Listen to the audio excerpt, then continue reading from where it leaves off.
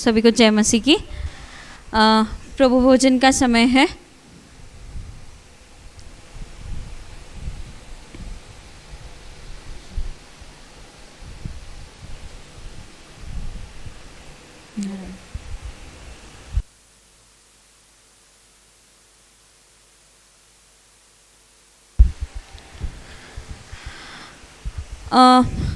प्रभु भोजन का जब मैं पूरे सप्ताह जब मनन कर रही थी तो परमेश्वर ने एक चीज़ मुझे दिखाई। एक चीज़ के बारे में परमेश्वर बार बार एक बात बता रहे थे, वो थी मेज़, table. So today as we come before the table of the lord, जैसे आज हम आते हैं प्रभु की मेज़ पर, उसकी मेज़ से जब हम उसकी देह और लहू, जो रोटी और दाखरस के रूप में जब हम ग्रहण करते हैं, तो उसके कई सारे इंस्टेंसेस बाइबल में मेंशन्ड है। अगर आप उड़ाऊ पुत्र के बारे में देखा जाए तो उड़ाऊ पुत्र के बारे में बाइबल कहती है कि जैसे उस बेटे ने अपना मन फिराया, दुनिया की सारी बुरी चीज़ें करके, वो सब पश्चाताप करके जैसे उसने मन फिराया और जैसे उसने ठान ली कि वो अपने पिता के घर लौटेगा, जिस तरह से जो उसका निर्णय था और जिस तरह से वो आ रहा था अपने पिता के घर, अपने घर जब वो लौट रहा था, बाइबल कहती है कि वो दूर ही था कि पिता ने उसे देखा और दौड़ते हुए, भागते हुए उसे जाकर उसे गले लगाया, उसे चूमा, उसे अपने वस्त्र दिए, अपने कोट दिया, अपना अंगूठी दिए, पैरों में पहनने के लिए सैंडल्स दिए, इतने सारी चीज़ों से लादा, अच्छी चीज़ों से लादा। और आगे वचन कहता है कि उस पिता ने अपने बेटे के लिए एक मेज़ तैयार किया। आमीन। उस पिता ने वो ऐसा एक मेज़ था जो शक्तिशाली था, जहाँ से सामर्थ्य और उसको जो मिलने वाला जो प्यार, जो पश्चाताप हृदय मन से जो आया था और उसने जो ग्रहण किया परमेश्वर का, उसके पिता का प्रेम, वो प्राप्त हुआ।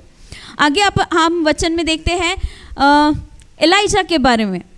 वचन कहता है एलिया थका हुआ एक पेड़ के नीचे बैठा था, इस तरह से कि परमेश्वर ने एलिया के सामने एक मेज़ तैयार किया और उस मेज़ से जब एलिया ने खाया, रोटी खाई, तो वचन कहता है कि वो 40 दिन तक दौड़ता रहा।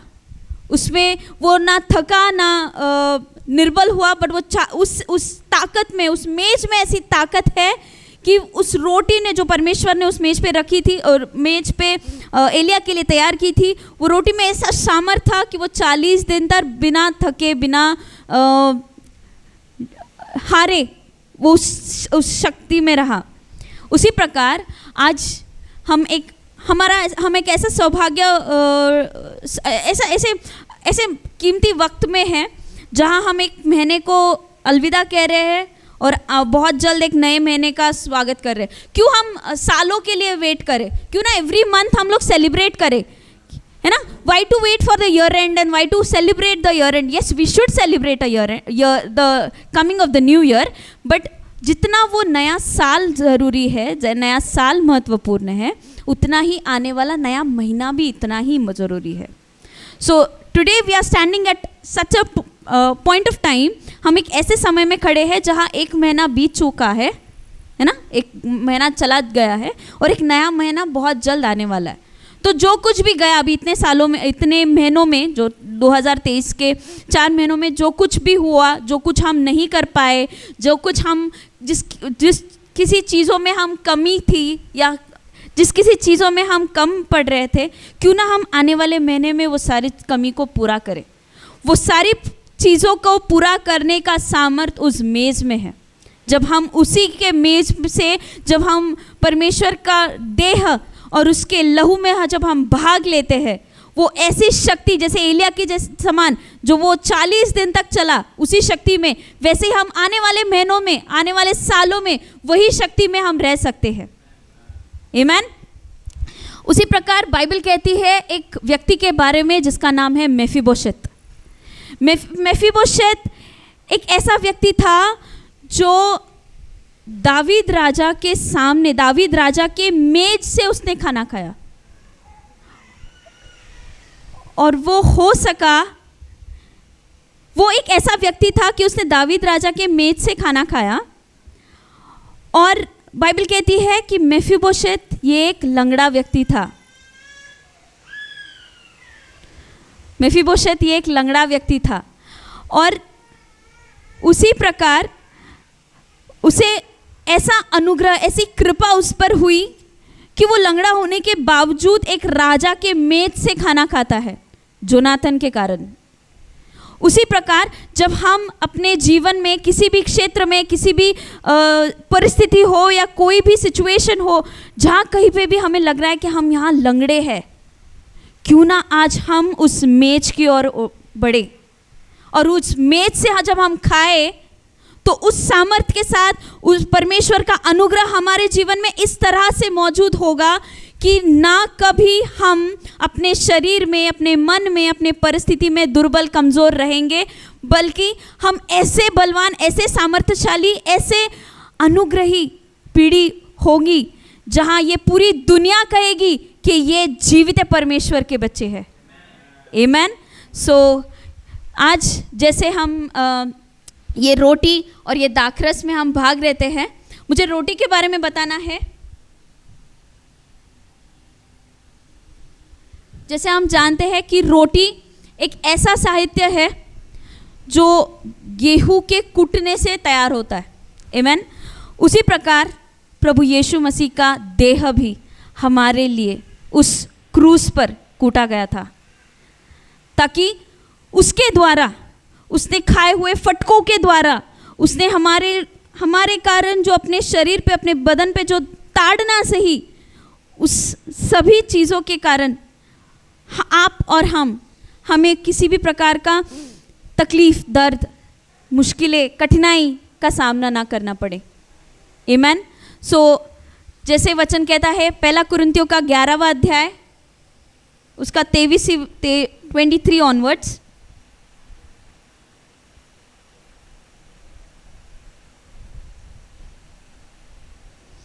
क्योंकि यह बात मुझे प्रभु से पहुंची और मैंने तुम्हें भी पहुंचा दी कि प्रभु यीशु ने जिस रात वो पकड़वाया गया रोटी ली और धन्यवाद करके तोड़ी और कहा, यह मेरी देह है जो तुम्हारे लिए है, मेरे स्मरण के लिए यह किया करो।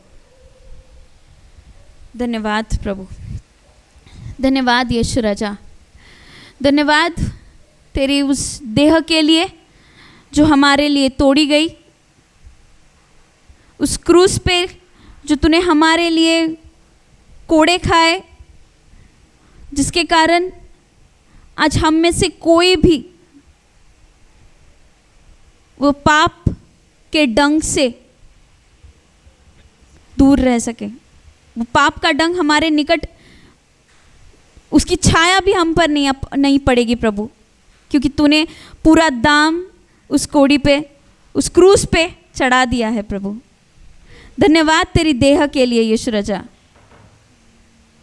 धन्यवाद पिता। आज जैसे ही हम इस देह को ग्रहण करें, क्यों ना एक नई उम्मीद के साथ आने वाले महीनों में एक नई आशा, एक नई किरण को लेकर प्रभु की ओर अपनी नज़रें लगाकर उसके वचनों में और गहराई से उछलते कूदते हुए पवित्र आत्मा के सहभागिता से और अधिक प्रकटीकरण में डूबे जाए।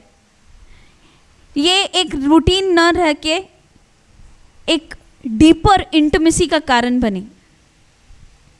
थैंक यू जीसस, धन्यवाद यीशु राजा, धन्यवाद प्रभु। आइए हम इस रोटी को ग्रहण करें।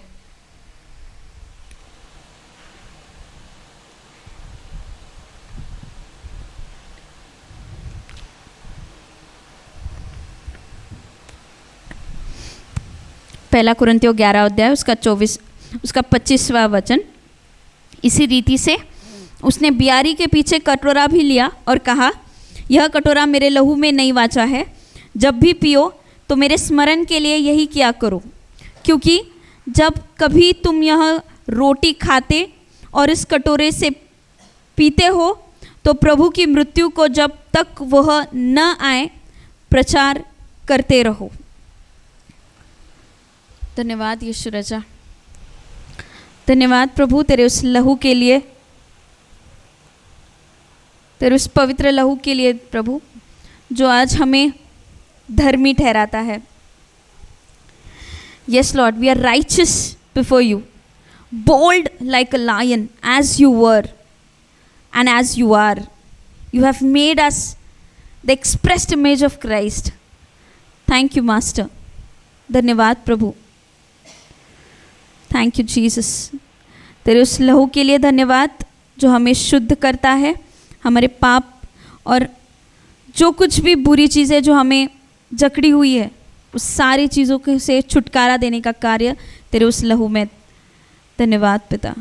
आइए हम उस लहू को ग्रहण करें।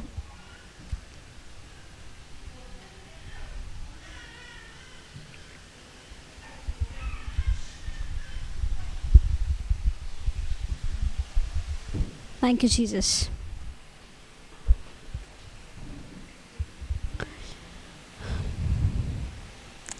किंगडम ऑफ हेवन मिनिस्ट्रीज़ में हम सभी का स्वागत करते हैं। जो लोग हमें ऑनलाइन देख रहे हैं, हम उनका स्वागत करते हैं किंगडम ऑफ हेवन मिनिस्ट्रीज़ में। आगे बढ़ते हैं, समृद्धि का वचन में हम आगे बढ़ेंगे। समृद्धि का वचन मतलब प्रॉस्पेरिटी है ना, जो हमारा अधिकार है हम उसमें बढ़ेंगे। आमेन, राइट। और ये बात को समझे कि जब हम बीज बोते हैं, दशांश और दान अर्पण ये दोनों अलग चीज़ें हैं। सो आप इस बात को ध्यान रखें, है ना, और प्रभु के राज्य में बोए। आमेन। क्योंकि समृद्ध करने वाला वो पिता परमेश्वर है ना। आज हम जो भी वचन पढ़ेंगे उसको ध्यान से समझकर हम परमेश्वर के राज्य में बोएंगे। आमेन। क्यों ना हम ये घोषणा करें कि हमारा जो टाइदिंग है वो ऑफरिंग बनने पाए। Amen. Yes, let's say this, my tithing will be my offering, my tithing will be my offering. Amen. क्योंकि हम समृद्धि में चलने वाले लोग हैं, क्योंकि वो हमारा अधिकार है। आमेन। Yes yes. तो समृद्धि का वचन समझाने के लिए और साथ ही में हम वचन में बढ़ने के लिए मैं ब्रदर मनोज को बुलाना चाहती हूँ। So let's welcome the speaker brother Manoj.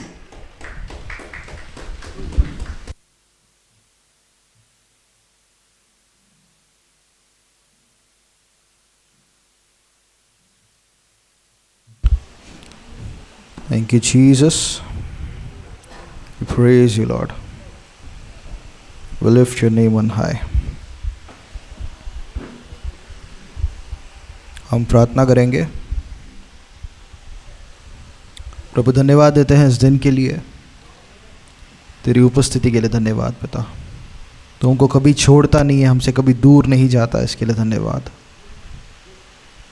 तेरे प्यार के लिए धन्यवाद देते हैं पिता। तेरी विश्वास योग्यता के लिए हम धन्यवाद देते हैं प्रभु। आज का वचन तू हमसे बात करेगा, इसलिए धन्यवाद पिता। पवित्र आत्मा तू हमको सिखाएगा और तेरे वचन के द्वारा और हम बदल के हमारा मन और नया होगा, इसलिए धन्यवाद पिता। मेरे मुंह में प्रभु तेरे शब्द आ रहे हैं, इसलिए धन्यवाद।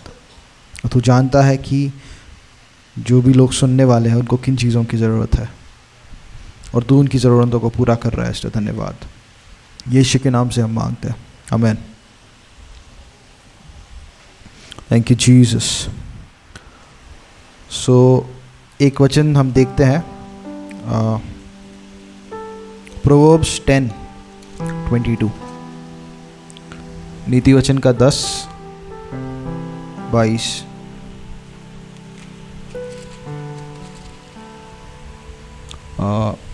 माइक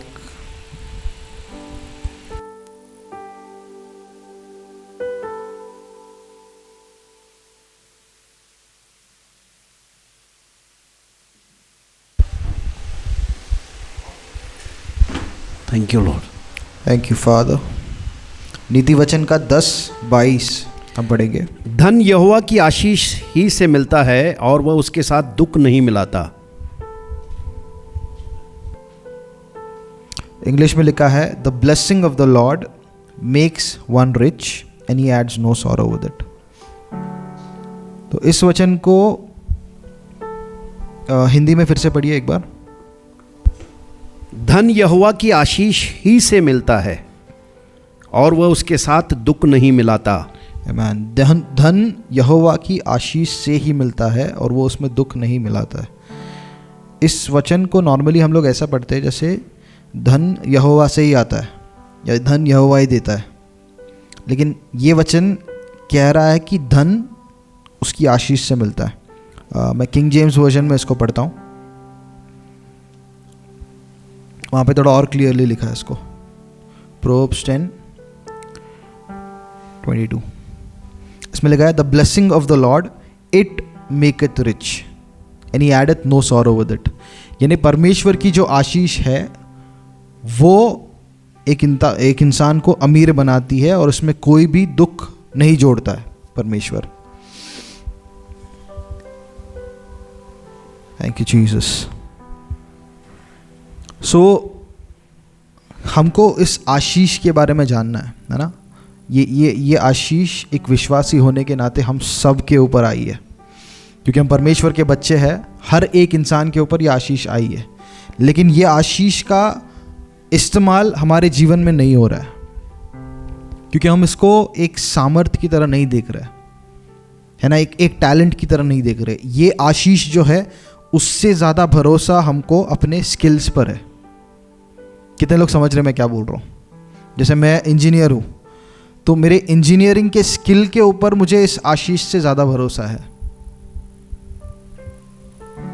ना। सर पढ़ाते हैं, उनको हो सकता है उस पढ़ाई के स्किल पर भरोसा ज़्यादा होगा, क्योंकि वो हमको दिखता है ना, वो चीज़ महसूस हो रही है। मुझे पता है कि कुछ भी हो जाए मैं एम्बेडेड सॉफ्टवेयर लिख के अपना गुजारा कर सकता हूँ, क्योंकि वो मुझे दिखता है। कुछ भी हो जाए इस कंपनी में, इस लाइन में मैंने इतना काम किया है, इसलिए मेरा गुजारा इधर हो जाएगा, क्योंकि वो चीज़ हमारे सामने है। बट ये वचन कह रहा है कि the blessing of the Lord it maketh rich. परमेश्वर की आशीष हमको अमीर बनाती है। यानी ये आशीष हमारे टैलेंट से, स्किल से कहीं गुना ज़्यादा क्षमता रखती है हमको अमीर बनाने की, और ये आशीष परमेश्वर ने हमारे ऊपर डाल के रखा है। लेकिन इसका कॉन्शियसनेस हमको नहीं होता है। कॉन्शियसनेस को क्या बोलते हैं हिंदी में? नहीं, वो कॉन्शियंस हुआ, विवेक, याद रखना, स्मरण, है ना। इसका स्मरण हमको नहीं होता है कि परमेश्वर की आशीष मेरे ऊपर है। इसका मतलब जो भी चीज़ में मैं हाथ रख रहा हूँ वो आशीषित होगा। बालक या बालम एक प्रॉफिट होता है, परमेश्वर का प्रॉफिट शायद नहीं है वो, लेकिन बाइबल में हम देखते हैं कि वो उसको एक राजा बुलाता है परमेश्वर के लोगों को श्राप देने के लिए, और वो बोलता है कि जिसको परमेश्वर ने आशीषित किया है उसको मैं कैसे श्राप दे सकता हूँ। और वो पुराने नियम के लोगों के बारे में बोल रहा था। हम लोग नए नियम में हैं, हमारे ऊपर उसका आशीष हमेशा के लिए आया है। What God has blessed cannot be cursed। लेकिन ये जो आशीष है, ये परमेश्वर का सामर्थ्य है, ये हमको जानना बहुत ज़रूरी है। एक और वचन हम देखते हैं, डिट्रोनॉमी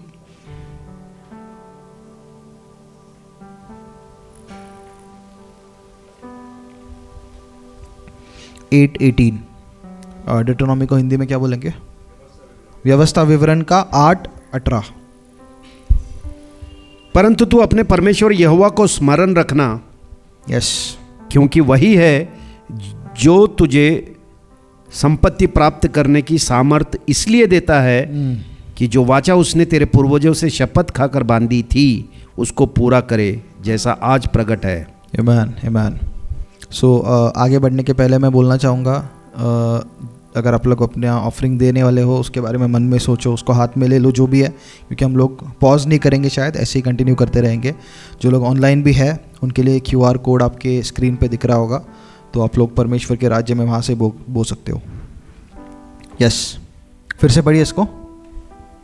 परंतु तू अपने परमेश्वर यहोवा को स्मरण रखना, क्योंकि वही है जो तुझे संपत्ति प्राप्त करने की सामर्थ इसलिए देता है कि जो वाचा उसने तेरे पूर्वजों से शपथ खाकर बांधी थी उसको पूरा करे, जैसा आज प्रकट है।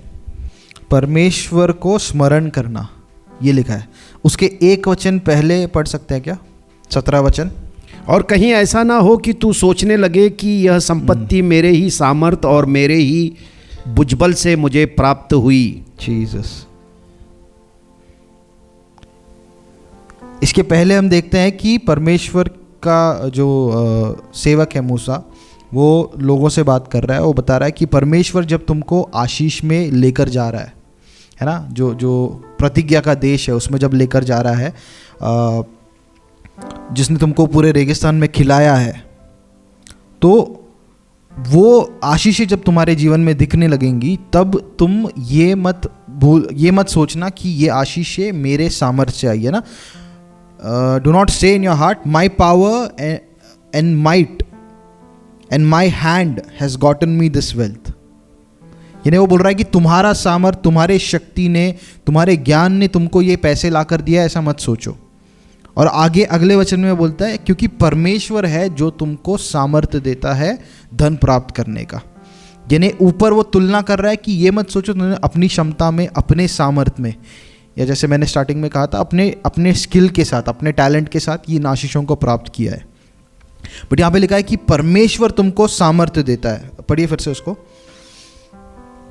परंतु तू अपने परमेश्वर यहोवा को स्मरण रखना, यस, क्योंकि वही है जो तुझे संपत्ति प्राप्त करने की सामर्थ इसलिए देता है कि जो वाचा उसने तेरे पूर्वजों से शपथ खाकर बांधी थी उसको पूरा करे, जैसा आज प्रकट है। परमेश्वर ने हमको ये सामर्थ्य दिया है संपत्ति प्राप्त करने की, इसलिए क्योंकि उसने एक वाचा किया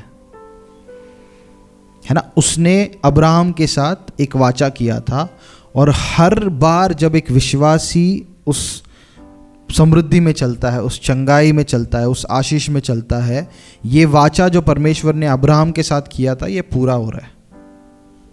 कितने लोग समझ रहे हैं मैं क्या बोल रहा हूँ?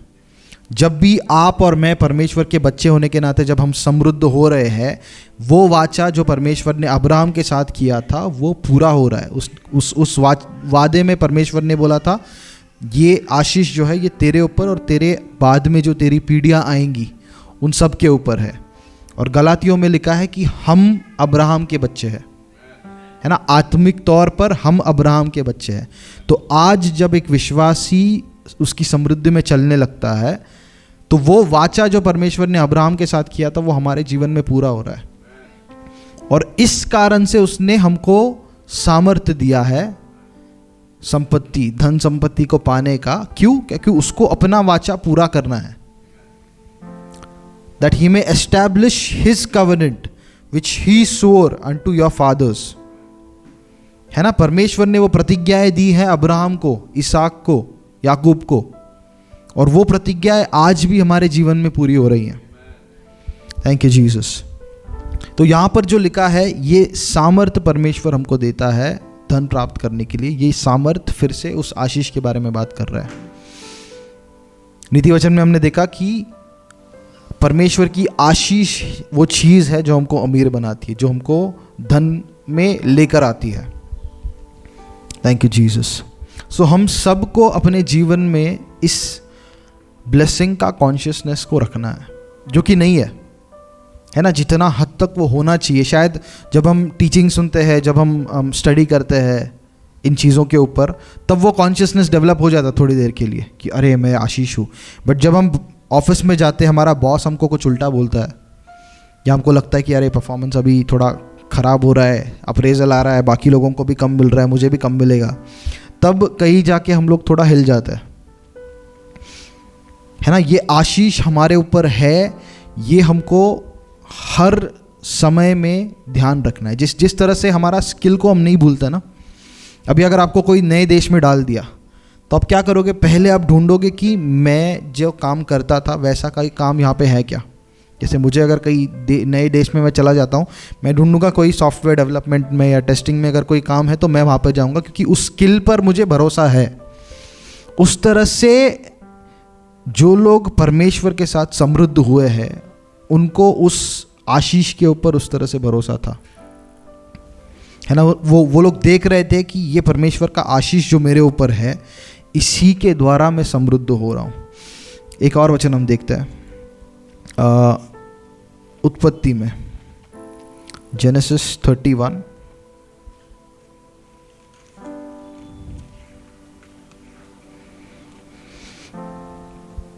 Thank you father.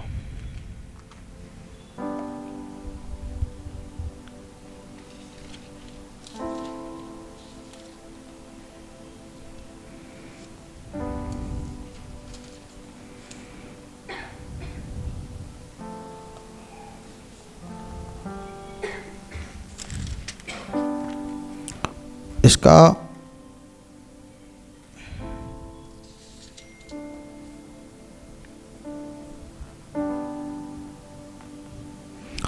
32, जेनेसिस 32 उसका 10, उत्पत्ति का 32 अध्याय और उसका 10 वचन हम पढ़ेंगे। भेड़ बकरियों के गाभिन होने के समय मैंने स्वप्न में क्या देखा। 32:10।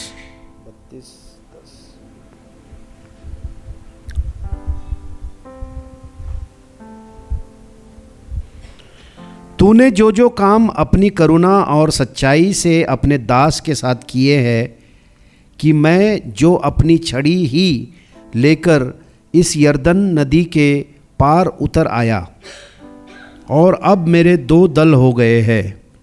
तेरे ऐसे ऐसे कामों में से मैं एक के भी योग्य नहीं हूँ। Praise God. यहाँ पर याकूब है जिसने उस देश को क्रॉस करने से पहले परमेश्वर के साथ 20 साल पहले एक वाचा बनाया था, है ना। एक लकड़ी लेके वो भागता है अपने भाई से, क्योंकि उसका भाई उसको मारने के लिए आ रहा है, और उसी जगह को वो क्रॉस कर रहा है। उस जगह का नाम बेतल है, बेतल रखता है वो, जहाँ पे वो सोया होता है रात को, और वहाँ पर उसको स्वर्गदूत भी दिखता है। वहाँ पर जब वो क्रॉस करता है, वो परमेश्वर के साथ एक वाचा करता है कि प्रभु, अगर तू मुझे रोटी देगा, मुझे पहनने के लिए कपड़े देगा, तो जो भी तू मुझे दे रहा है उसका पूरा एक दशवांश मैं तुझे दूंगा, है ना। ये टाइट का एग्जाम्पल हमको पुराने नियम में भी देखने को मिलता है। इसके पिता ने, अब्राहम ने भी मेल्कीसेडक को टाइट दिया था, दशवांश दिया था। यहाँ पर ईसाऊ बोलता है कि जो भी तू मुझे दे रहा है, यानी हर साल अगर उसको फसल मिल रहा है, हर साल जो भी उसको आ रहा है उसमें से वो 10% प्रभु को देगा। ऐसा उसने वाचा किया था परमेश्वर के साथ, और उस वाचे के ऊपर भरोसा करके वो एक अनजान जगह में चला गया, जहाँ जिसके बारे में उसको ज़्यादा पता नहीं था। परमेश्वर के उस आशीष के ऊपर विश्वास करके, है ना। ये आशीष का वैल्यू कितना था इसको, ये हमको इससे देखने को मिलता है कि उसको पाने के लिए उसने अपने भाई को धोखा दिया, है ना। कितने लोगों को ये पता है, इसहाक जब बूढ़ा होता है, अंधा हो रहा था, तो उसके 2 बेटे होते हैं, ईसाऊ और याकूब, जेकब एंड ईसाऊ। अब जेकब जो है वो दोनों जुड़वा होते हैं, बट जेकब के पहले ईसाऊ पेट से बाहर आया होता है, तो जेकब छोटा होता है। और परमेश्वर का या उस कल्चर में जो था कि जो सबसे बड़ा आशीष है वो सबसे बड़े बेटे को मिलता था। तो ये पहलोटे का हक उसने अपने भाई से पहले खरीद लिया था, उसको मिसल पाव देके उसको एक खाना, एक क्या बोलते, एक मॉर्सल दिया उसने, और वो उससे ले लिया था। और पौरिच, हाँ, वो देने के बाद में जब आशीष सच में रिसीव करने की बारी आई, उसको, उसकी माँ को पता चलता है कि ये बड़ा बेटा आशीष को पाने वाला है, और ये छोटा बेटा उतना उसको पाने के लिए धोखाधड़ी करता है। उसको आप बाद में बाइबल में पढ़ सकते हो। लेकिन सिर्फ उसके पिता के मुंह से निकले हुए उन शब्दों के लिए उसने इतनी बड़ी साजिश रखी। आज अगर हम लोग बोले कि, है ना, तुम्हारे पिता अभी तुमको आशीष देने वाले हैं, तो कितने लोग हैं जैसे आपस में लड़के भागेंगे कि सबसे पहले मेरे को लेना है। बोलेंगे अच्छा ठीक है, उसको दे रहे हैं तो मेरे को फ़र्क नहीं पड़ता। लेकिन यहाँ पर इनका विश्वास परमेश्वर के आशीष में हमको देखने को मिलता है ना। उसकी कीमत इतनी ज़्यादा थी इनकी नज़रों में कि उसके लिए वो एक आप समझिए, याकूब किसका पोता था? अब्राहम का ना। पास्टर को छोड़ के और भी लोग आंसर दे सकते हैं, है ना। और किसका बेटा था? इसहाक का। अब्राहम और इसहाक दोनों को अलग अलग समय पे राजाओं ने, देश के राजाओं ने आकर बोला था कि तू हमारे देश से चला जा क्योंकि तेरी संपत्ति हमसे कई गुना बड़ी है। तो जब याकूब उस जगह से भाग रहा था, वो सारी संपत्ति को छोड़कर भाग रहा था। ऐसे पत्थर के घर में नहीं रहता तो वो सारे आशीष जो उसके दादाजी पे, उसके पिताजी पे आए थे, उसका ऑलरेडी प्रोडक्शन बहुत सारा था। बहुत सारे उनके पास कैटल थे, बहुत सारे गाय, बैल, बकरी, सब जानवर, ज़मीनें, सोना, हीरे, सिल्वर, चांदी वगैरह सब उनके पास था। उसके बाप के पास भी था, उसके दादाजी के पास भी था, और ये सब मरने के बाद में उसके पास ही आने वाला था।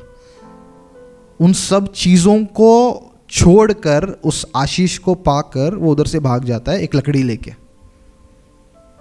आपको समझ में आ रहा है कितना उसने वैल्यू कैसे किया? एक तरफ आशीष है और एक तरफ 2 पीढ़ियों की संपत्ति है। जो लोग इतने अमीर थे कि राजा लोग आके उनको बोलते कि भाई तुम लोग चले जाओ, तुम लोग चले जाओ इधर से।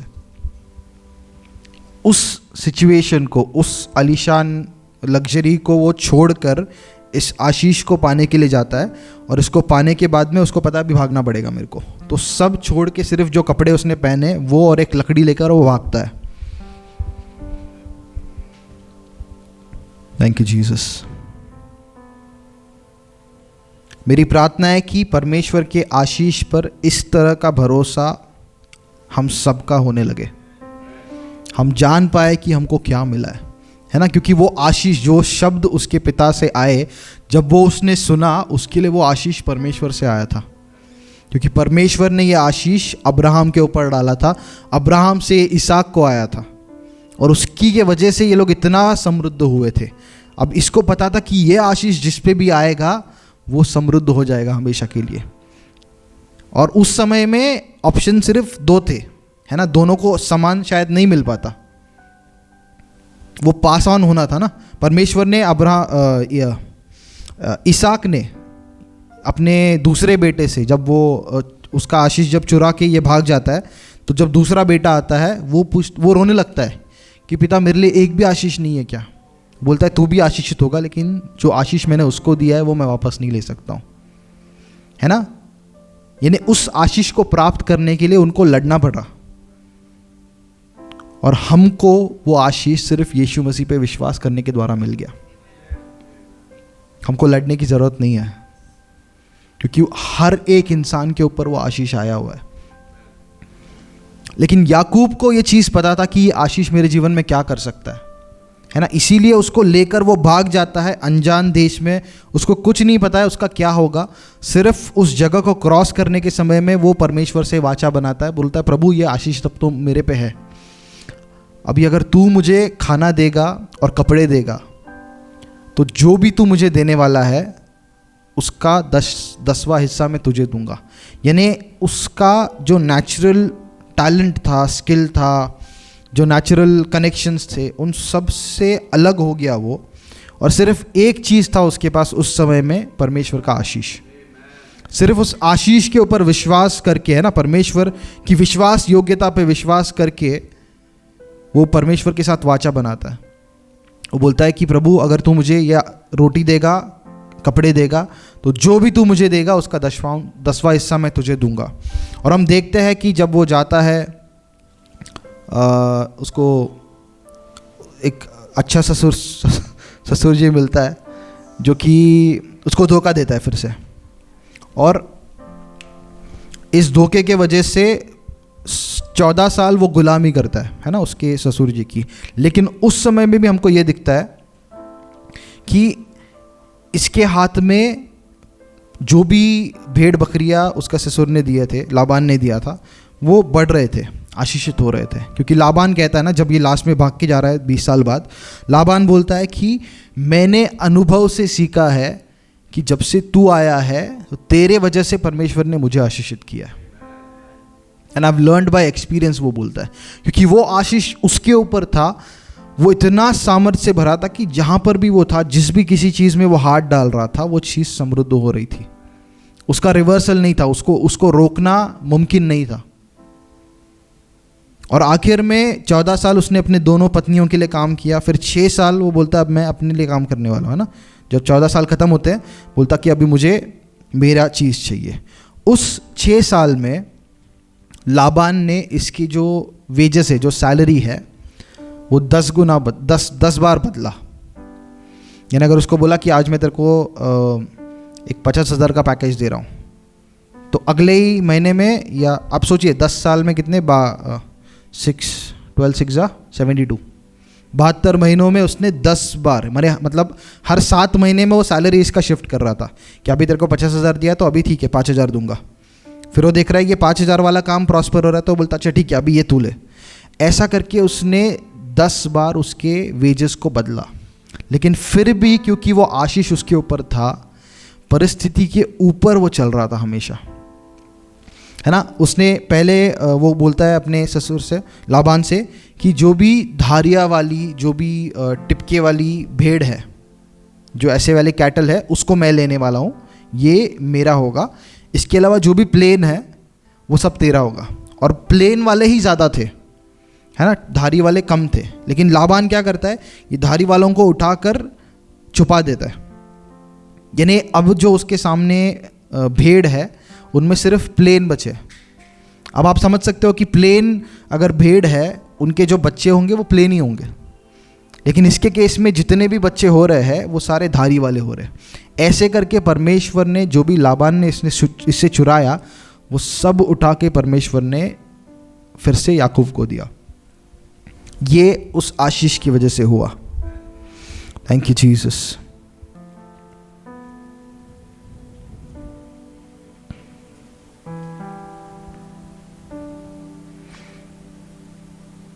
वो समृद्धि का वचन आई थिंक यहाँ पर एंड करके हम आगे जा सकते हैं।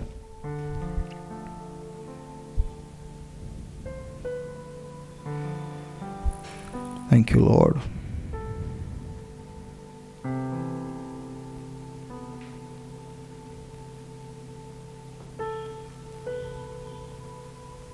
Jesus, we love you.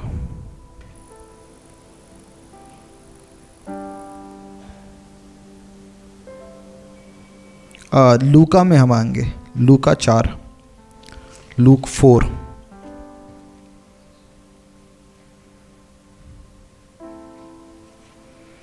शेटेरे देखाला थारा जेरे शेटेरे।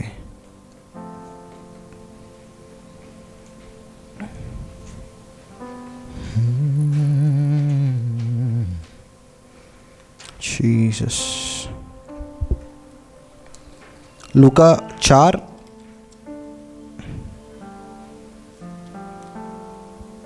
उसका 7 और 8 पढ़े। इसलिए यदि तू मुझे प्रणाम करे तो यह सब तेरा हो जाएगा। यीशु ने उसे उत्तर दिया, लिखा है तू प्रभु अपने परमेश्वर को प्रणाम कर और केवल उसी की उपासना कर। आमीन। यहाँ पर हम देखते हैं कि यीशु जब रेगिस्तान में था, उसको शैतान टेम्प्ट कर रहा था, और शैतान आके बोलता है कि यदि तू मेरी आराधना करेगा, क्या वर्ड है इसके उधर, यदि तू मुझे प्रणाम करेगा, मुझे प्रणाम करेगा, है ना, मुझे दंडवत करेगा या मेरी आराधना करेगा। इंग्लिश में लिखा है if you will worship before me all will be yours, है ना। यीशु मसीह इस पृथ्वी को फिर से जीतने आए थे, हम सबको फिर से जीतने आए थे। और यहाँ पर शैतान बोल रहा है कि यदि तू मेरे सामने नमन करेगा तो ये सब कुछ मैं तुझे दूंगा। जिस काम के लिए तू आया है वो काम मैं चुटकियों में कर दूंगा अगर तू मेरे सामने नमन करेगा। और यीशु बोलते हैं get behind me Satan for it is written you shall worship the Lord your God and him alone you shall serve. है ना, तू अपने परमेश्वर अकेले की आराधना करेगा, उपासना करेगा और तू सिर्फ उसी की सेवा करेगा। यहाँ पर शैतान क्यों चाह रहा था कि यीशु आकर उसको नमन करे? क्योंकि ये एक चीज़ है जो सिर्फ परमेश्वर को मिलती थी, है ना। शैतान जो है, लूसीफर जो है, वो एक समय में आराधना परमेश्वर को देता था, लेकिन जब उसने पाप किया, जब उसको गिराया गया, ये चीज़ उसको अभी चाहिए, है ना। उसको परमेश्वर की सारी चीज़ों से नफरत नहीं है। हमको लगता है कि आराधना सुन के उसको परेशान होता होगा, है ना, यीशु का नाम जब हम बोलते होता होगा, बट उसको वो आराधना खुद के लिए चाहिए। वो चाहता है कि हर एक इंसान आकर उसके सामने नमन हो, उसको प्रणाम करे। और यीशु मसीह के सामने उसने सब कुछ ऑफर कर दिया, है ना। जिस काम के लिए तू आया वो मैं तेरे को सब दे देता हूँ, सिर्फ मेरे सामने नमन कर। थोड़ी देर में हम लोग वर्शिप करने वाले हैं, बट ये हमको जानना ज़रूरी है। मैं मानता हूँ परमेश्वर के बच्चे होने के नाते उसके सामर्थ्य में हमको बहुत अच्छे से चलना सीखना होगा, है ना, क्योंकि ये बच्चों का खेल नहीं है। जो मसीह जीवन है, जिस देश में, जिस दुनिया में हम रह रहे हैं, यहाँ पर स्पिरिचुअल वॉरफेयर कंटिन्यूली हो रहा है। बहुत बार हम विश्वासी लोग ऐसे जीते जैसे हम लोग इस दुनिया के ही रिलेटेड है ना, जो हमारे सामने है उसी से रिलेटेड है। इस समय जब हम लोग एक सैटरडे को मिले, है ना, आज भीड़ बहुत कम है, हम यहाँ पर आए हैं, ऐसे हज़ारों लोग हैं, लाखों लोग हैं, मैं बोलूँगा करोड़ों भी लोग हैं इस दुनिया में इस समय, जो अलग अलग तपस्याएं कर रहे हैं स्पिरिचुअल रेल्म में एंटर करने के लिए, शैतान की शक्तियों को पाने के लिए। और ये मैं ऐसे कोई कहानी बना नहीं रहा हूँ, ये फैक्ट है ना। अगर आप देखोगे इंडिया में मूर्ति पूजा, रूढ़ी परंपरा है, ये जो आइडल वर्शिप है, विच क्राफ्ट है, ये बहुत सालों से, हज़ारों सालों से चलता आ रहा है। और अब जाकर सोशल मीडिया की वजह से लोग स्टीम पकड़ रहे हैं ना इस चीज़ के पीछे। बहुत सारे यंग लोग, बूढ़े लोग, बड़े लोग, सब लोग इसके पीछे जा रहे हैं। और परमेश्वर के बच्चे होने के नाते उसका सामर्थ्य हमारे अंदर है। इस सामर्थ्य में हमको चलना है, ये क्योंकि हमारा अधिकार है। इसको हम लोग ढीले में नहीं ले सकते। इस समय बहुत सारी जगहों पे, यूपी में बनारस वगैरह, वहाँ पर लिटरली अघोरी लोग हैं जो शमशान में लोगों का जो शरीर होता है जिसको जलाते हैं, उसके ब्रेन के मैटर को वो लोग खाते हैं, है ना, कैनिबल्स उनको बोलते हैं हम लोग। और ये सारी चीज़ें उसके अंदर सच में सामर्थ्य है। हम देखते हैं ऐसे टीवी पे आते हैं बाबा, वो लोग, हमको लगता है कि अरे ये तो नकली है ना, ये इनके लोगों ने ही बना के रखा है। बट शैतान की शक्ति सच में काम कर रही है इस दुनिया में। लेकिन कितने लोग जानते हैं कि जब मूसा का सामना फेरों के मैजिशियंस के साथ हुआ था, उन लोगों ने अपनी लाठी फेंकी, वो सांप बन गया, लेकिन मूसा की लाठी ने उनके सांप को खा लिया था। यानी शैतान कितना भी कुछ कर ले, परमेश्वर का सामर्थ हमेशा उससे बढ़कर है। आमीन। इस सामर्थ को उन जगहों पर जाने की ज़रूरत है। ये सामर्थ को हमने अपने अंदर दबा के रखा है, क्योंकि हम इस वॉरफेयर, इस जंग से अज्ञान है। हम लोग नहीं जान रहे कि लिटरली जंग हो रहा है। लोग भूखे हैं सामर्थ के लिए, लोग भूखे हैं आत्मिक चीज़ों के लिए। और अगर हम उसका रास्ता उनको नहीं बताएंगे, वो लोग इन चीज़ों के पीछे जाएंगे। और जैसा हमने यहाँ पर पढ़ा, शैतान चाहता है कि उसकी आराधना हो, शैतान चाहता है कि उसकी उपासना लोग करें। कितने लोगों के लाइफ में यहाँ पे पता नहीं, बट हमारे रिश्तेदार हैं जिनके आंग में आता है, ऐसा वो बोलते हैं, है ना। और वो इविल स्पिरिट को मैंने आते हुए देखा है, उनका शक्ल बदलते हुए भी देखा है, उसको एक बार कास्ट आउट भी किया है।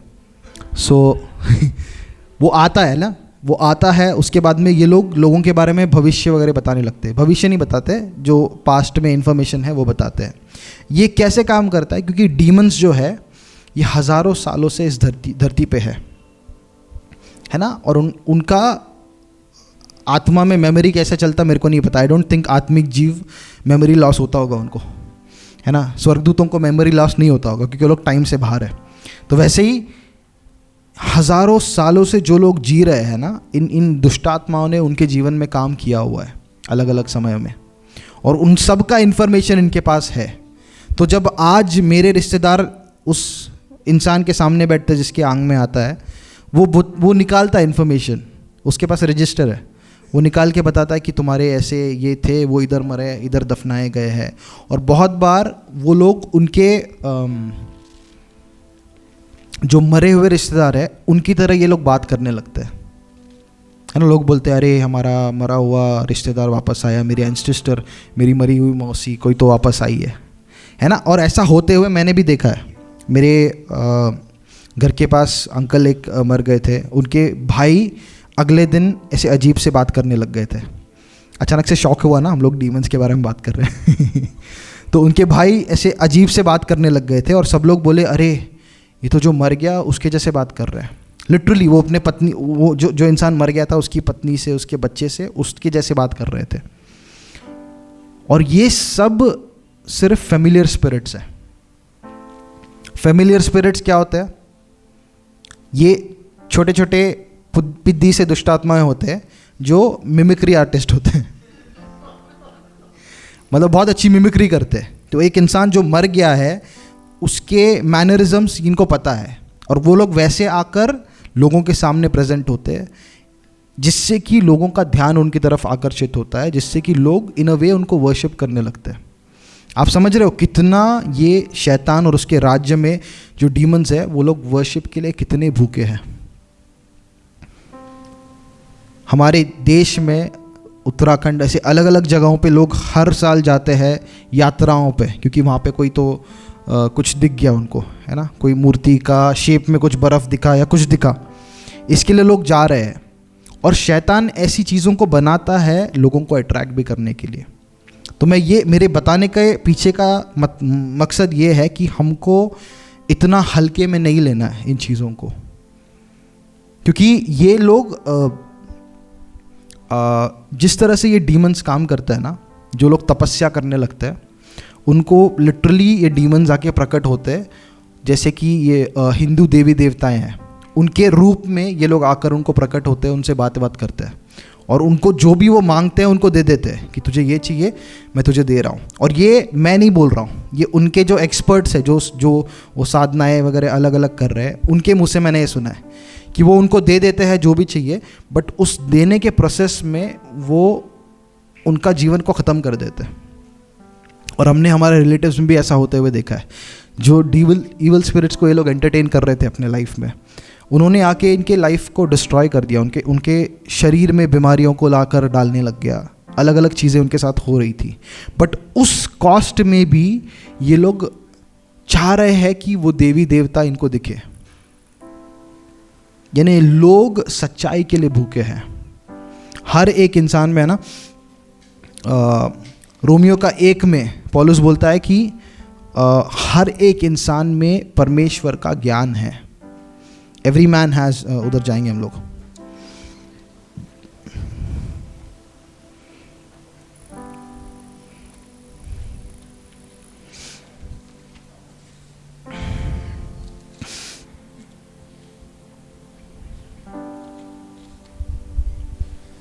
रोमन्स 1:20।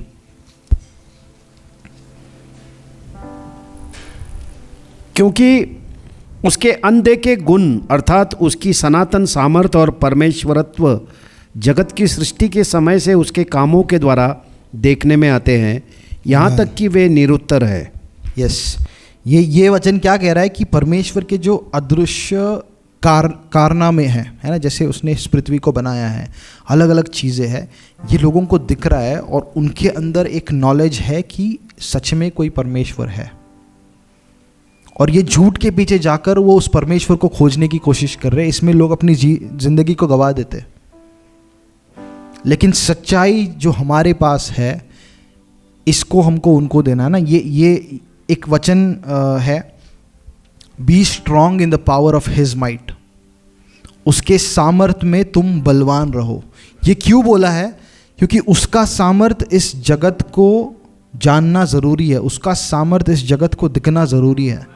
फ़ेरो के सामने उसका सामर्थ दिखना ज़रूरी था, तब जाके ये 10 प्लेग्स के बाद में उसने लोगों को छोड़ा, है ना। शैतान के जो सामर्थ है, मतलब ये बताने का आपको मेरा मकसद क्या था कि शैतान के लोग अगर ये चीज़ कर पा रहे हैं, चिन्ह चमत्कारों में वो लोग चल पा रहे हैं, जो कि बहुत छोटे पैमाने पे है, हमारे पास जो परमेश्वर का सामर्थ्य है उससे कितना गुना ज़्यादा हम चल सकते हैं। हमको ये जानना है कि ये हमारा अधिकार है और ये हमारा जिम्मेदारी है इस सामर्थ को इस जगत में लेकर आना, है ना। जहाँ पर भी हम जा रहे हैं, चंगाई की अगर ज़रूरत है लोगों को, चंगाई, डिप्रेशन में अगर लोग हैं उनके लिए प्रार्थना कीजिए, उनके अंदर से उस दुष्ट आत्मा को भगाइए। दुष्ट आत्मा से भरे हुए लोग दिख रहे तो उनको आज़ाद कीजिए। ये सामर्थ हमारे पास है। आमीन। इसको बताने का एक और मकसद ये भी था कि शैतान सच में चाह रहा है कि आराधना उसको मिले। इसीलिए हम देखते इतने सारे अलग अलग धर्म उसने बना के रखे हैं, है ना। इतने सारे धर्मों के अपने अपने मंदिर है, अपने अपने अलग अलग चीज़ें हैं, जिससे कि लोग उसमें जाकर उसकी पूजा कर रहे हैं। और बाइबल कहती है कि इन मूर्तियों के पीछे दुष्ट आत्माओं को ये लोग भेंट चढ़ा रहे हैं। बाइबल क्लियर है इस चीज़ पे। और आज हम वही आराधना परमेश्वर को देने वाले हैं, क्योंकि सिर्फ वो उस आराधना के योग्य है ना। और हम उसके बेटे होते हुए और लोगों को उसके राज्य में लाते रहेंगे ताकि वो भी लोग आराधना परमेश्वर को दें। और ये एक नेवर एंडिंग साइकिल बनेगा, है ना। मैं भविष्यवाणी कर रहा हूँ कि जितने लोग यहाँ पर बैठे हैं, इनके द्वारा ये शहर बदलने वाला है, ये देश बदलने वाला है, क्योंकि परमेश्वर ने वो अधिकार हमको दिया है, वो विजन परमेश्वर ने हमको दिया है। एक एक इंसान का जीवन परमेश्वर बदलेगा, जिसके द्वारा एक अवलांच आएगा। हमको शायद इमीडिएट ग्रोथ नहीं दिखे, है ना। हम सोच रहे होंगे कि बड़े बड़े स्टेडियम्स भर गए, शायद इमीडिएटली वो नहीं दिखेगा, लेकिन 100% काम हो रहा है। वो काम बढ़ता जाएगा और एक्सपोनेंशियली बढ़ेगा, और उस काम को कोई नहीं रोक पाएगा, है ना। यीशु बोलता है, I am building my church and the gates of hell shall not prevail against it. और क्योंकि हम जा रहे हैं इस युद्ध में, हम लोग ऑलरेडी है, हम लोग डिप्लॉय हो रहे हैं, परमेश्वर के सामर्थ्य में हमको शक्तिशाली रहना है। हमको जानना है कि ये अधिकार हमारे पास है। हमको जानना है कि दुष्ट आत्मा किस तरह से काम कर रहा है। ये चीज़ मुझे 1-2 साल पहले पता चली, लॉकडाउन के बीच में। मतलब उसके पहले थोड़ा आइडिया था, बट उस समय में एकदम क्लियर हुआ था। एक बहन जिसके लिए हम प्रार्थना कर रहे थे, उनसे मेरी बात हुई और वो बोलने लग गई कि वो जिस एरिया में रह रही थी वहाँ पे उनके फैमिली वाले भी इस डीमंस के पीछे जा रहे थे, विचक्राफ्ट वगैरह में, मूर्ति पूजा में वो इन्वॉल्व थे। तो वो सिस्टर मुझे बोल रही थी कि हमारी एक मरी हुई कोई तो मौसी या कोई तो थी, उसका आत्मा उनकी बेटी में आया था, इनकी बेटी में, जो सिस्टर यीशु में विश्वास कर रही थी, वो आया था और वो उसके जैसे बात कर रही थी। और जब मैंने ये सुना, इंस्टेंटली उसी के पहले फेमिलियर स्पिरिट्स के बारे में मैंने बाइबल में पढ़ा था, वो इंस्टेंटली पवित्र आत्मा ने जोड़ा और मैंने उनको उत्तर वहाँ पे दे पाया कि ये आपकी बेटी का आत्मा नहीं है, क्योंकि मनुष्य एक बार मरता है उसके बाद भी उसका आत्मा यहाँ पे नहीं भटकता है, या तो वो नरक जा रहा है या तो स्वर्ग जा रहा है ना। इसके अलावा और कोई जगह नहीं है। लेकिन अगर आप गूगल पे अभी सर्च करोगे, यूट्यूब पे अभी देखोगे, लोग बताते हैं कि लोग मर रहे हैं, उनकी आत्मा एक घर को पकड़ के रखे है, एक उनकी आत्मा किसी और इंसान में गई है। ये सारे दुष्ट आत्माएँ हैं, है ना। दुष्ट आत्माएँ घरों को पकड़ सकती है, लोगों में जा सकती है, लेकिन परमेश्वर के बच्चे होने के नाते हमारे ऊपर उसका कोई अधिकार नहीं है, और उनको खदेड़ने का अधिकार हमको दिया है परमेश्वर ने। उनको भगाने का अधिकार हमारे पास है। तो मैं चाह रहा हूँ कि हम सब इस अधिकार का इस्तेमाल करने लगे, है ना। खेत सच में पक चुके हैं, कामगार बहुत कम है। अभी हमको प्रार्थना नहीं करना है कामगार भेज करके आप लोग कामगार हो, काम पे लगना है। पूरा पीढ़ी निकल गया प्रार्थना करने में कि प्रभु कामगार भेजो। सारे कामगार लोग छुट्टी लेके घर पे बैठे वर्क फ्रॉम होम करके प्रेयर कर रहे कि प्रभु कामगार भेज। प्रभु ने हमको बनाया है और इसका उत्तर हमको एक दिन उसके सामने देना पड़ेगा। उसके लिए नरक नहीं भेजेगा हमको, बट उसके सामने ये उत्तर देना पड़ेगा कि जो मैंने तुझे दिया था उसका तूने क्या किया। To whom much is given, much is required। और जितने भी लोग यहाँ पर बैठे हैं, मैं गारंटी के साथ बोल सकता हूँ पूरे पूना में जितना परमेश्वर के वचन का ज्ञान आपको है उतना और किसी को नहीं होगा, है ना। बाकी चर्चेस में एवरेज बोल रहा हूँ मैं, तो हमको ऑलरेडी ज़्यादा दे दिया है परमेश्वर ने, और वो हमारे पास रख के स्टोर करने के लिए नहीं दिया है। ये हमारे अंदर से निकल कर बाहर जाते रहना चाहिए। और ये स्टेज बाहर जाने के लिए नहीं है ना। हमारा गोल इस स्टेज पे आना नहीं है, लेकिन एक्चुअल काम इससे ज़्यादा मज़ा है ना मुझे सेल मीटिंग्स में आ रहा है। जो सेल मीटिंग्स में हम लोगों के साथ बैठकर 1-to-1 डिस्कस कर पा रहे हैं ना, टारगेट करके उनके जीवन के बारे में पवित्र आत्मा वहाँ पे चीज़ें बता रहा है, उससे लोगों का जीवन बदल रहा है। तो जितने भी लोग इसमें इन्वॉल्व होना चाहते हैं, जहाँ पर भी आप हो, काम कर रहे हो, जहाँ पर भी हो, लोगों को रीच आउट करते रहो। उससे एक्स्ट्रा आप लोग अगर आके सेल मीटिंग्स में हेल्प करना चाहते हो तो डेफिनेटली आ सकते हो। अभी हम आराधना करेंगे।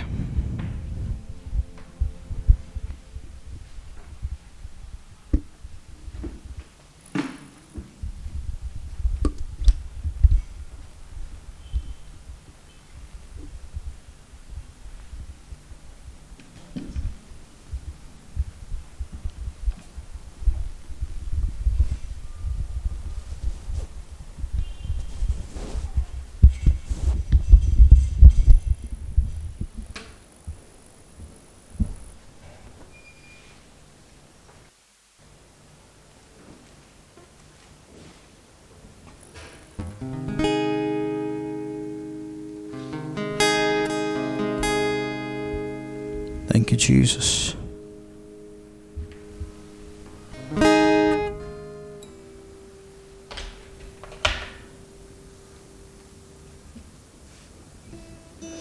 आप लोग खड़े होने चाहते हो तो खड़े हो सकते हो, बैठना चाहते हो तो बैठ भी सकते हो।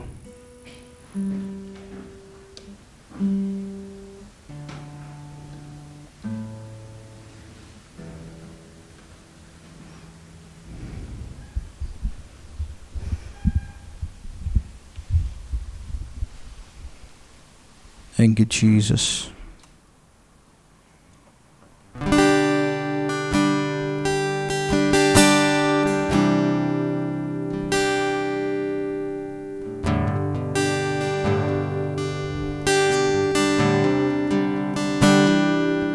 सिर्फ वो आदर महिमा प्रशंसा के योग्य है।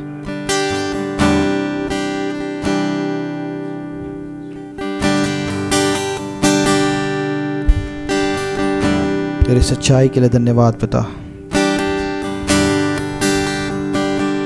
तेरी आराधना करने का मौका हमको तूने दिया, इसलिए धन्यवाद।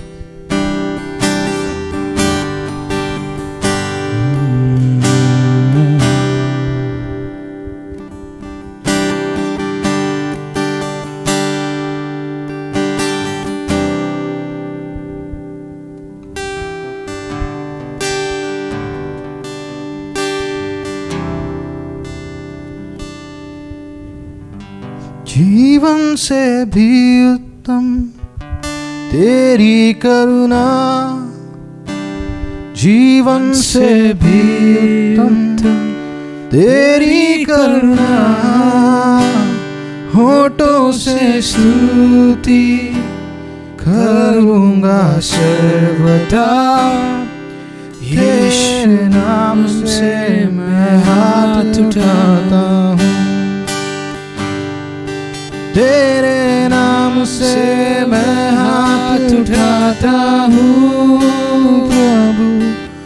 तेरे नाम से मैं हाथ उठाता हूँ, होठों से स्तुति करूँगा सर्वदा, यीशु नाम से मैं हाथ उठाता हूँ।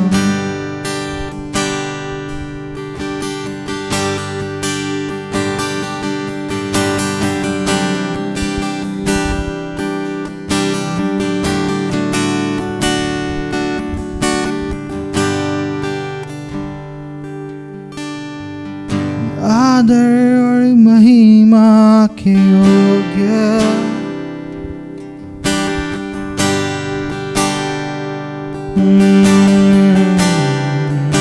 ये समय है उससे बातें करने का, उसके नाम को ऊंचा उठाने का।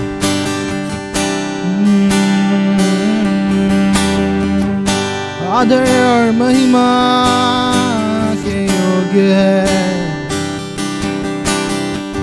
आदर और महिमा के योग्य है। यीशु नाम, यीशु नाम, यीशु नाम, यीशु नाम, यीशु नाम, यीशु नाम की जय। यीशु नाम, यीशु नाम, यीशु नाम, यीशु नाम, यीशु नाम, यीशु नाम की जय। यीशु नाम, यीशु नाम, यीशु नाम, यीशु नाम, यीशु नाम, यीशु नाम की जय। जिस नाम में है जिंदगी, वो नाम है यीशु मसीह। जिस नाम में है बंदगी, वो नाम है यीशु मसीह। यीशु नाम, यीशु नाम, यीशु नाम, यीशु नाम, यीशु नाम, यीशु नाम की जय।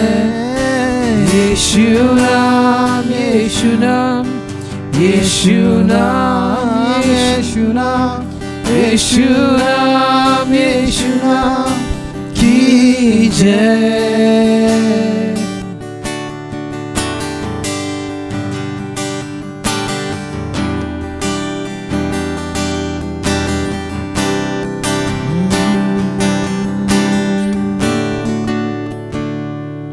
यीशु नाम में मिलती है क्षमा, यीशु नाम में मिलती है शिफा।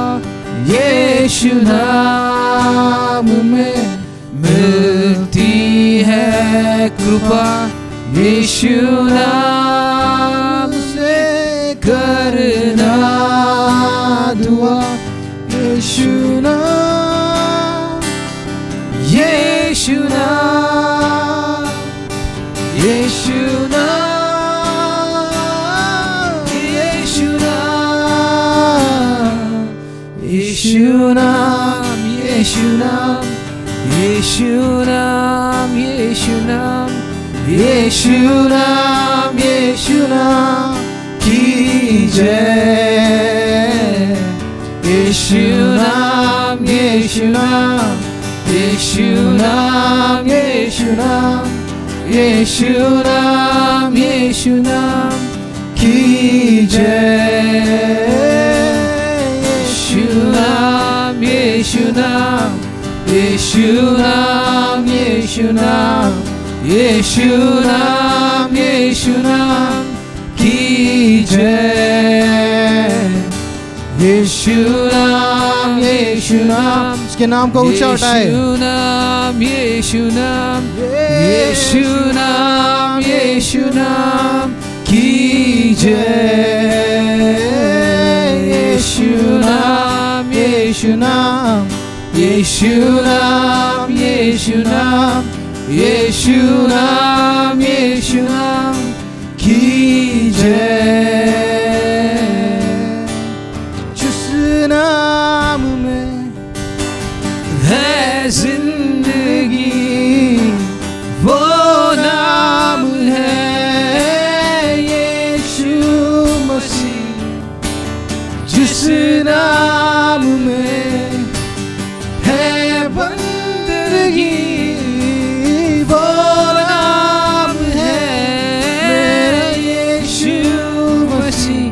यीशु नाम, यीशु नाम, यीशु नाम, यीशु नाम, यीशु नाम, यीशु नाम की जय। यीशु नाम, यीशु नाम, यीशु नाम, यीशु नाम, यीशु नाम, यीशु नाम की जय।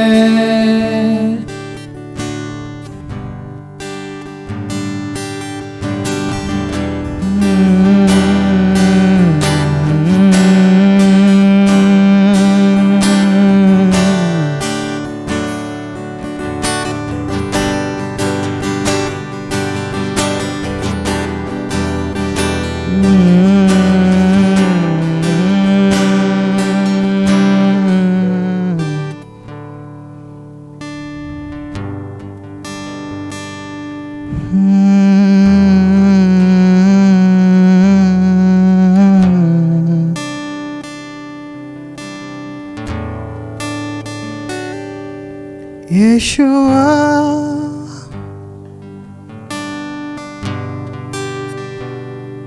यीशुआ,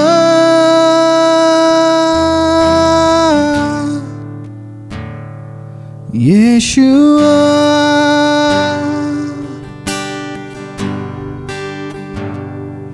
यीशुआ,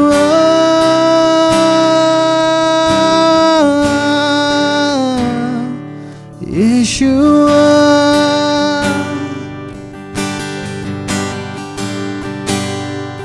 यीशुआ,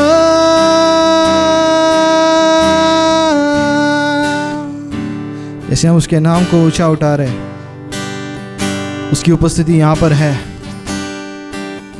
और उसको और गहराई से हम महसूस करने वाले हैं।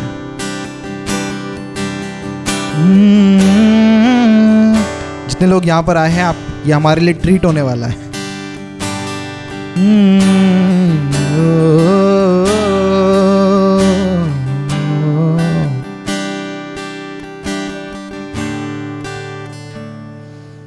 तेरे पास मैं आया हूँ यीशु, तेरे पास, तेरे पास मैं आया हूँ यीशु, तेरे पास। हर पल मेरी हर सांस तेरी स्तुति करती रहे। हर पल मेरी हर बात तेरी महिमा गाती रहे। हर दिन मेरी हर सांस तेरी स्तुति करती रहे। हर पल मेरी हर बात तेरी महिमा गाती रहे। यीशुआ,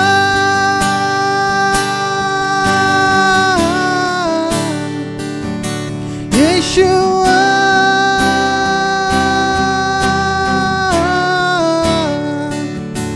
यीशुआ,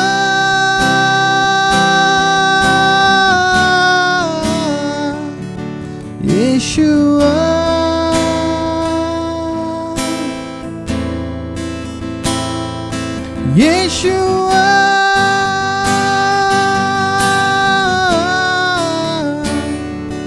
यीशुआ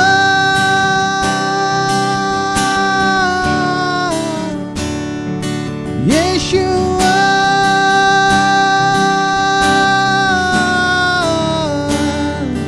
यीशुआ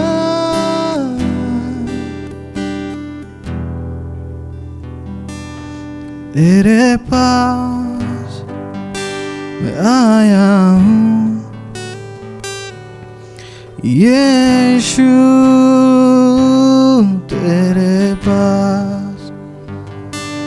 तेरे पास मैं आया हूँ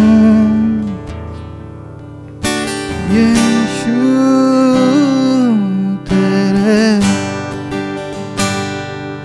हर पल मेरी हर सांस तेरी स्तुति करती रहे हर दिन मेरी हर बात तेरी महिमा गाती रहे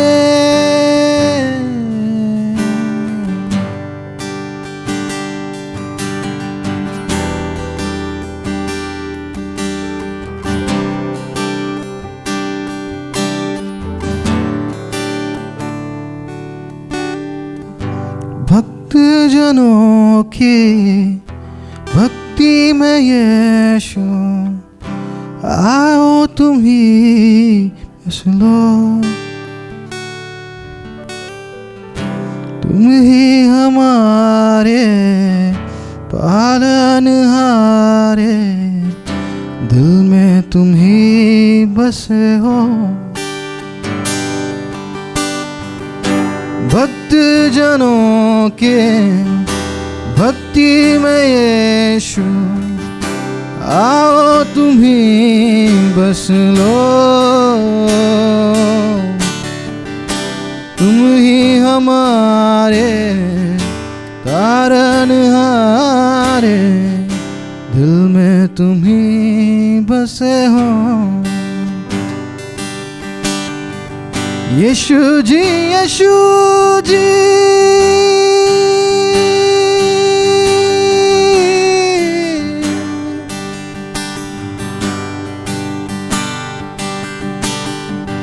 यीशु जी यीशु जी तुम ही हमारे यीशु जी तुम ही हमारे हम भी तुम्हारे हम भी तुम्हारे हम भी तुम्हारे हैं यीशु जी तुम ही हमारे यीशु जी तुम ही हमारे हम भी तुम्हारे हैं हम भी तुम्हारे हैं हम भी तुम्हारे हैं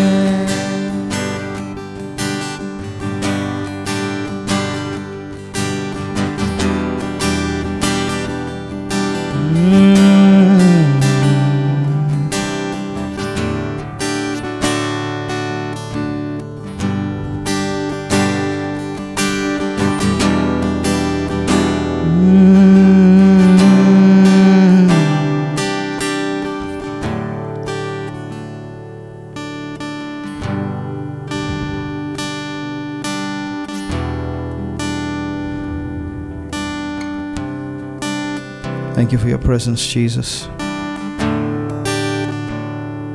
तेरे नाम में वो सामर्थ है जो हर एक बंधन को तोड़ता है और एक दिन पिता हर एक घुटना यीशु के नाम के आगे टिकेगा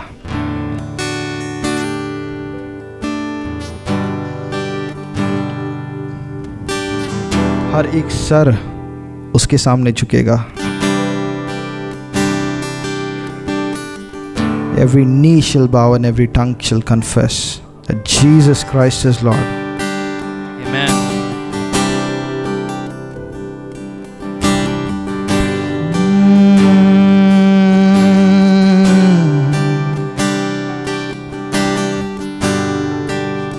Enjoy His presence. उसकी उपस्थिति का आनंद ले, सब कुछ भूल कर.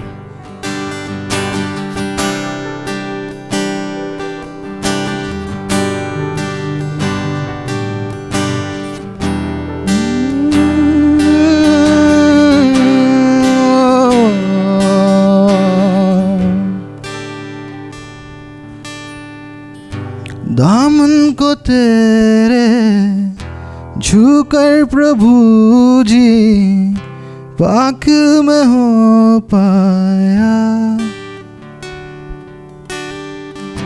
जब था अधूरा तेरी छुअन से पूरा में हो पाया. दामन को तेरे छूकर प्रभु जी पाक में हो पाया. जब था अधूरा तेरी छुअन से पूरा में हो पाया. यीशु जी यीशु जी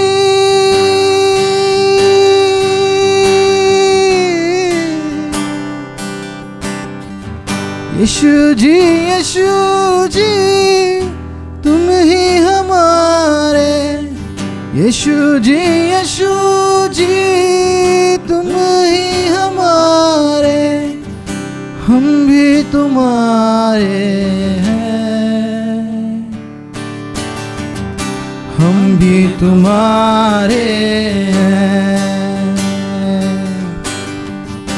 हम भी तुम्हारे हैं. हम भी तुम्हारे हैं. हम भी तुम्हारे हैं.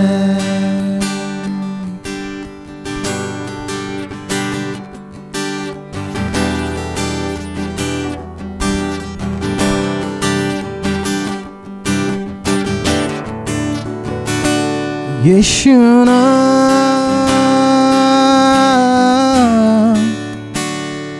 यीशु नाम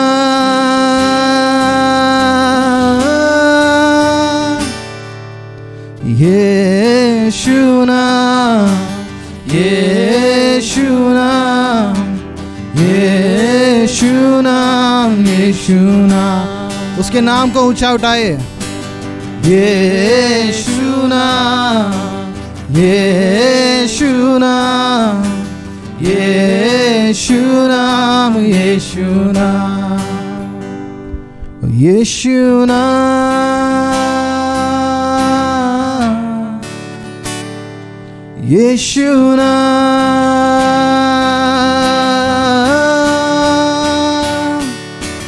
यीशु नाम यीशु नाम यीशु नाम यीशु नाम यीशु नाम यीशु नाम यीशु नाम यीशु नाम. मुक्ति भी है शक्ति भी है भक्ति भी है यीशु नाम. मुक्ति भी है शक्ति भी है भक्ति भी है यीशु नाम. यीशु नाम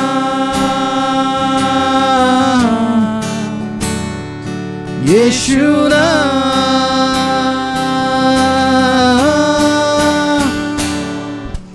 यीशु नाम यीशु नाम, यीशु नाम, यीशु नाम, यीशु नाम, यीशु नाम, यीशु नाम, यीशु नाम। आज हमारा उसके हाथ है, कल हमारा उसके साथ है। गाए, आज हमारा उसके हाथ है, कल हमारा उसके साथ है। तारकना यीशु नाम, जय जय नाम यीशु नाम। तारक नाम यीशु नाम, जय जय नाम यीशु नाम।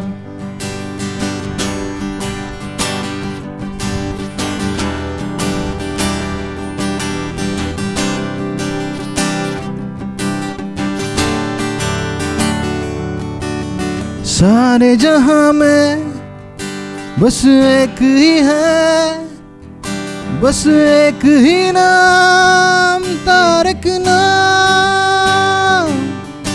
सारे जहां में बस एक ही है, बस एक ही नाम, तारक नाम।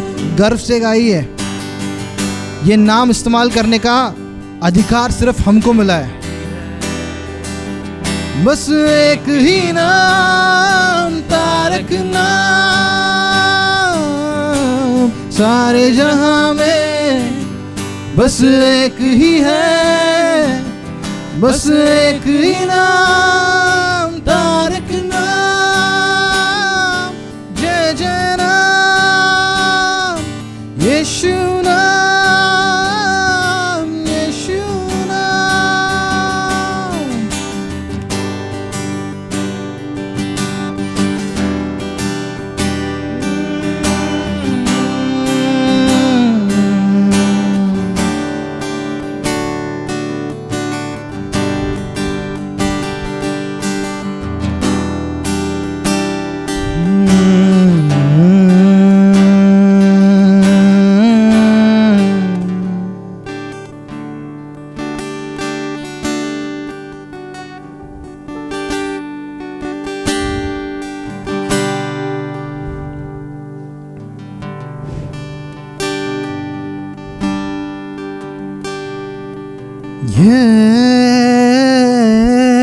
यीशु,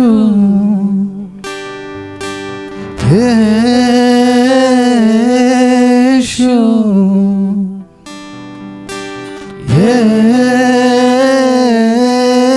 यीशु मसीह।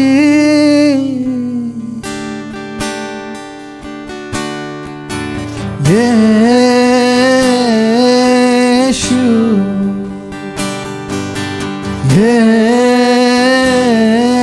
यीशु,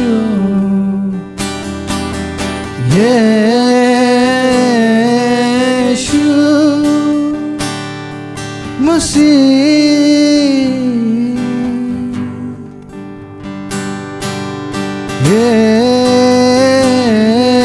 यीशु, यीशु,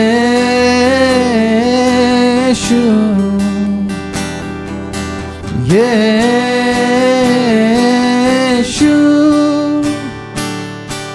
मसीह।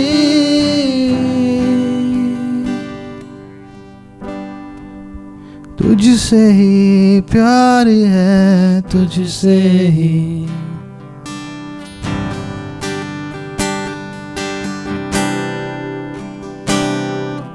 तुझसे ही प्यार है, तुझसे ही, तुझसे ही यारी है, तुझसे। तू ही मेरा पहला प्यार, तू ही मेरा सच्चा यार। तू ही मेरा पहला प्यार, तू ही मेरा सच्चा यार। तेरे आने का मुझको इंतजार, तेरे आने का मुझको इंतजार।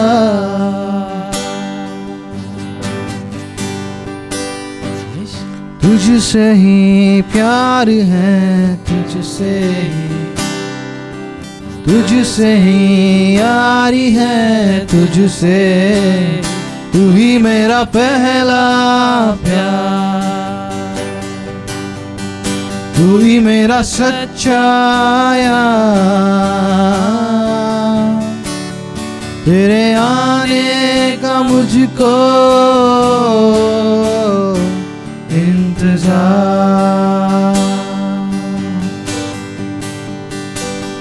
तेरे आने का मुझको इंतजार। यीशु मसीह, तेरे आने का मुझको इंतजार है। यीशु मसीह, तेरे आने का मुझको इंतजार है। यीशु मसीह,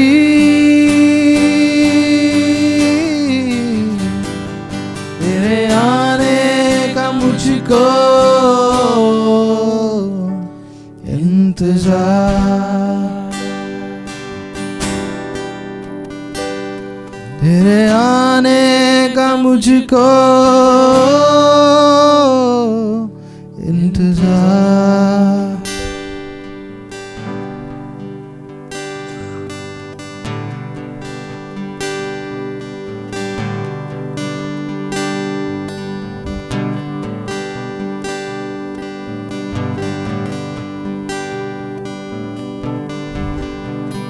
तेरा नाम ऊंचा रहे पिता,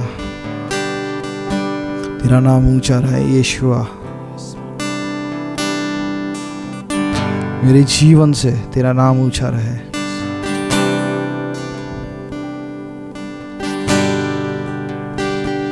Thank you for the privilege of giving us your name, Father.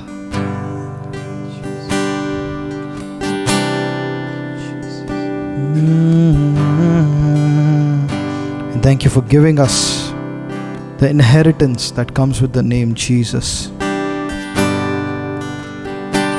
इस नाम के साथ, यीशु नाम के साथ जो विरासत आता है, वो तूने हमको दिया। इसलिए धन्यवाद पिता। That name is higher than any other name. At that name, cancer has to bow. At that name, death has to leave. Every sickness and disease has to bow down at the name of Jesus.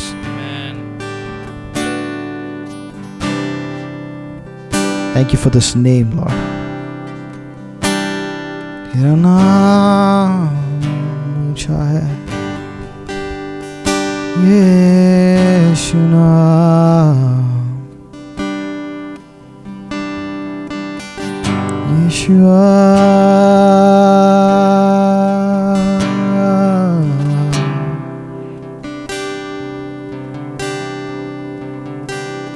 Yeshua, Yeshua,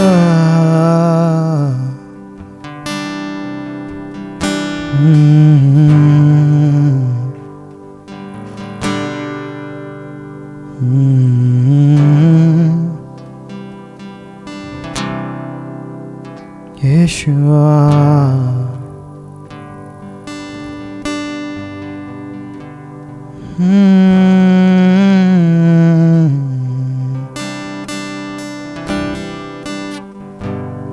Yeshua,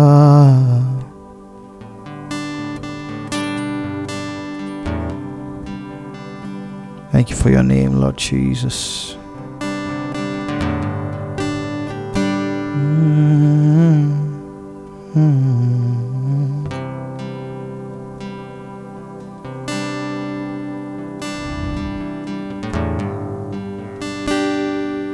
Thank you, Father. Thank you for your sweet presence, Lord. Thank you for refreshing our souls, Father, with your love.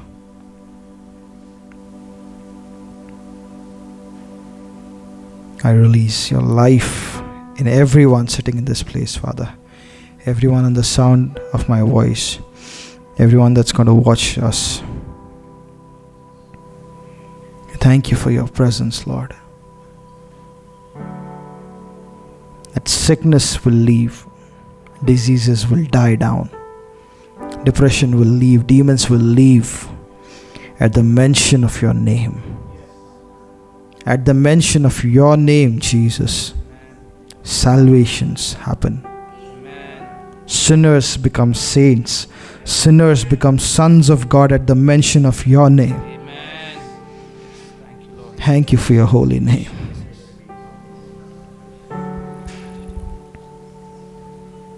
Your name is higher than any other name. Nothing compares with you, Lord.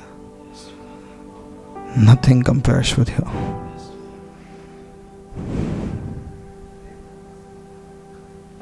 You didn't send an angel, Lord. You didn't send one of those animals in Revelations. You sent your son. Because you wanted me as your son. You wanted all of us as your sons and daughters.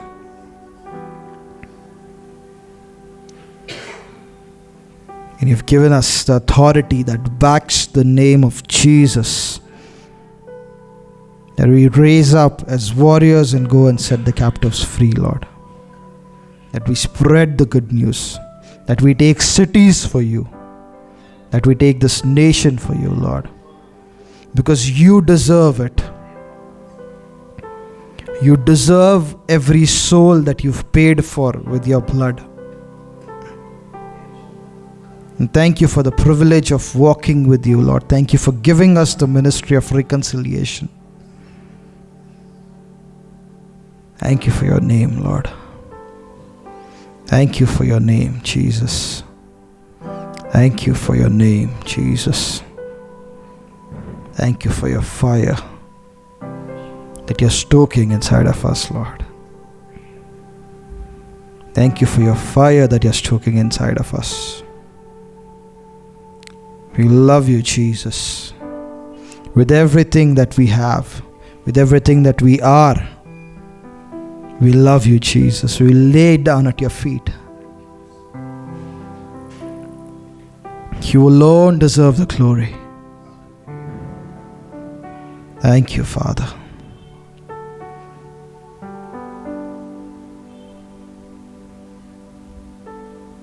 Amen.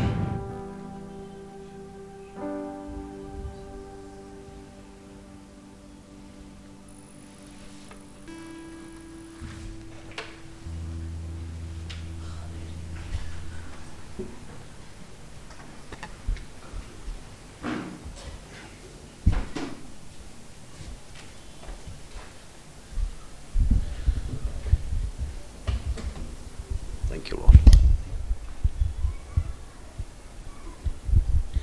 Hallelujah. Hallelujah. Thank you, Father. Bible में लिखा है कि परमेश्वर उन चीज़ों को बुलाता है जो है नहीं है, उनको ऐसे बुलाता है जैसे वो है। यहाँ पर आत्माएं नहीं दिख रही है, बहुत सारे लोग आज नहीं हैं, लेकिन हम सब मिलकर घोषणा करेंगे, भविष्यवाणी करेंगे। हम उन लोगों को बुलाएंगे, उन आत्माओं को हम लोग बुलाते हैं यीशु के नाम से। We release every souls that are held by the devil, we release them into this kingdom of heaven ministries right now in Jesus name. Amen. All these chairs will be filled with all the people in Jesus name. Amen. Hallelujah. They will hear the word and be saved. They all will be born again in Jesus name. They will become disciples in Jesus name. They will go and make disciples in Jesus' name. For the Lord says that I am going to build my church and the gates of hell shall not prevail against it. For this is the word of God, and nothing can stand against this word. Hallelujah. We give you glory, Father God. We have called the things that are not there, Father, as though they are, Father. And we believe your word, that your word is truth, Father God. And in the coming days, this word is going to manifest in Jesus' name. We see it, Lord, and we give you glory, Father God. You are the builder of this church, Father God. And we give you all the glory, honor, and praise, Father God. You're building every one of us, Lord, my God. Hallelujah. By your power, by your word, Lord. You're equipping every one of us, Lord, for a great work, Father God. Thank you, Lord. Lord, your word says, Father, when the Holy Ghost comes upon you, you shall receive power and you shall become my witness, Father God. This Kingdom of Heaven Ministries is going to be a witness, Father God, for you, Lord. Everyone coming here will be a dynamic witness for you, Father God. Hallelujah. People will see your glory, Father God. People will see your power manifesting in everybody's life, Lord. Father, we give you glory, Father. We bless your holy name. We thank you, Father God, for the work that you have started in this ministry, Father. You're going to complete it, Father God. And nothing can come against it, Lord. No weapon that is forged against this church shall stand. Hallelujah. Every tongue arising, we do condemn it in Jesus' name. And we release everything, Lord, that you have planned for this, Lord. We release it in the name of Jesus. And we thank you, Abba Father, that it is done, Lord. In Jesus' mighty name, amen. Hallelujah. बोलो यीशु मसीह की जय, यीशु के लहू की जय। पिता परमेश्वर का प्रेम, प्रभु यीशु मसीह का अनुग्रह और पवित्र आत्मा का सहभागिता हम सब के साथ हमेशा रहेगा और पूरी कलीसिया कहेगी आमीन। एक दूसरे से सहभागिता कीजिए, मिलिए और हम जाएंगे। आमीन।